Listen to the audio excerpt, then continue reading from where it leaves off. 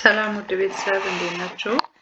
እንግዲህ በቃት ኩዌሽን ተመልሰን መተናል። ይህ ጥያቄ እንግዲህ የአምና 2016 የንጋት ላይ ሐዋሳ ዩኒቨርሲቲ ጥያቄ ላይ የነበረ ጥያቄ ነው። እንግዲህ ሶስት ነው ጋትም የንጋትም ኮንቴንታቸው ቨርባል ሪዝኒንግ፣ አናሊቲካል ሪዝኒንግ፣ ሶስተኛው ደግሞ ኳንቲቴቲቭ ሪዝኒንግ ነው። 40% የሚይዘው ኳንቲቴቲቭ ሪዝኒንግ ነው።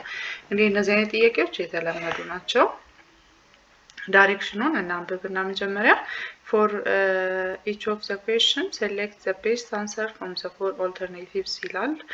A bus is carrying 28 passengers of which 18 are male. What is the ratio of female to male passengers? አሁን ይሄን ለመስራት መጀመሪያ የተሰጠንን given ምንድነው ከዛ ደግሞ ሪኳየርድ የሚሆነው ምንድነው የሚለውን እናወጣለን። ወይ ቶታል ባሱ የያዘው ተሳፋሪዎች አጠቃላይ ስንት ነው? 28 ሰው ነው የያዘው። 28 ብለን እንወስዳለን። ከዚህ ከ28ቱ ነምበር ኦፍ ሜል ስንት ነው ያለው? 18 ነው። እንግዲህ በጣም ቀላል ነው፣ ሬሾ ነው። ስለዚህ የነምበር ኦፍ ሜልን 18 ብለን እናወጣለን። ከዛ ነምበር ኦፍ ሜል ከሆነ ፊሜልን መስራት እንችላለን። ፊሜል የሚሆነው አጠቃላይ ያው ወንድና ሴት ነው የሚይዘው ፓስ።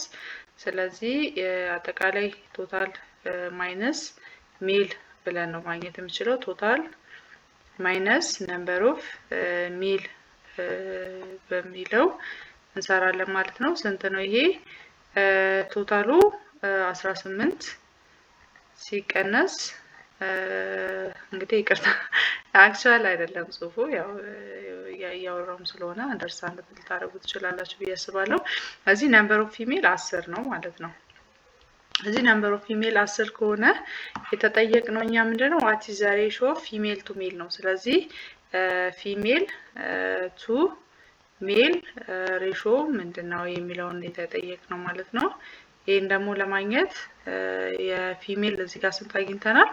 10 አግኝተናል። ስለዚህ ይሄንን 10 ሲካፈል ነምበር ኦፍ ሜል እዛው ሰጥቶናል። ስንት ነው? 18 ነው።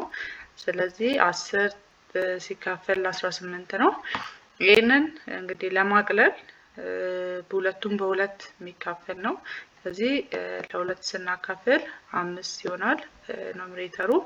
ዲኖሚኔተሩንም እንደዚሁ ለሁለት ስናካፍል ስንት ይሆናል? 9 ይሆናል ማለት ነው። ስለዚህ የተጠየቅነው ሬሾ ኦፍ ፊሜል ቱ ሜል ስንት ይሆናል ማለት ነው? መልሱ ሲ 5 to 9 ይሆናል ማለት ነው። እንግዲህ በተመሳሳይ ጥያቄ እንገናኛለን። መልካም ቆይታ። ባይ ባይ።